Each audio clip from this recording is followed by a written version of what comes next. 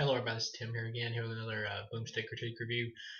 This time for your eyes only, the next Roger Moore film. Um, just to jump into this one, I'll just go ahead and give my rating. I give it a half a star. I found this one in some ways even worse than the last one because the last one was just so stupid that it was entertaining.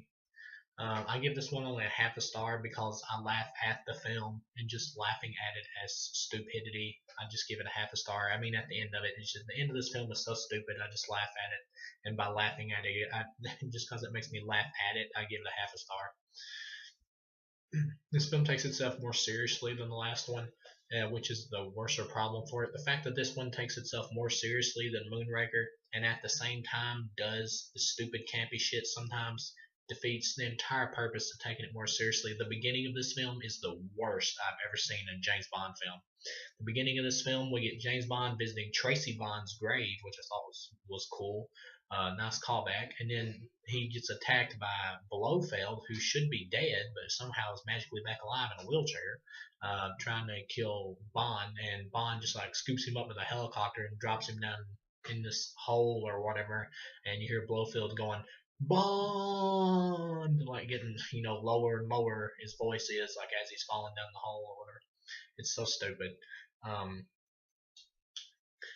Friggin' and Roger Moore just looks so old here. I mean, he looks even older. I don't know how long apart this was from the last one, but he looks even older here. He looks like somebody's like grandfather who plays golf or whatever. He really does. And they try to hook him up in the movie with these women who are much younger looking than him. And when they the movie already expects you to believe that these young women are like really wanting to get in bed with this old ass looking dude, which is totally unbelievable to begin with. Um, and then you got to get to like the uncomfortable scenes where they make a move on him and they're kissing him and it just looks so uncomfortable. It does seriously. You get to the end though, I did think it was kind of cool.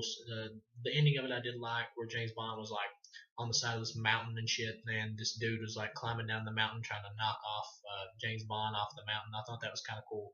Good action there. Um, you get some decent action here and there where James Bond's like fighting people and taking them out and everything. But by this point, it just kind of feels like been there, done that. There's nothing really like blow you away here. Um, the ending,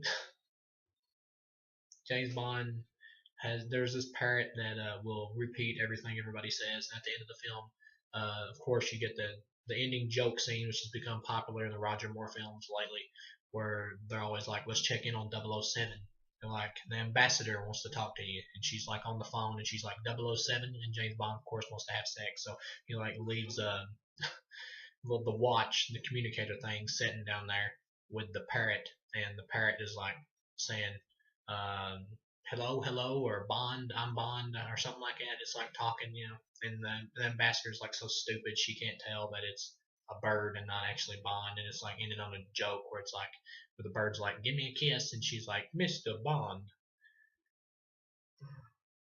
By that point, I just gave up hope. These movies have totally destroyed. They've imploded on themselves. They've gotten so stupid, so stupid.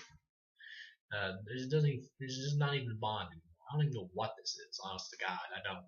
This is just stupidity. Half a star, barely better than Moonraker, just by the fact that I can laugh at this film just because it's so stupid with the parrot thing at the end. I'll see you guys again with Octopussy.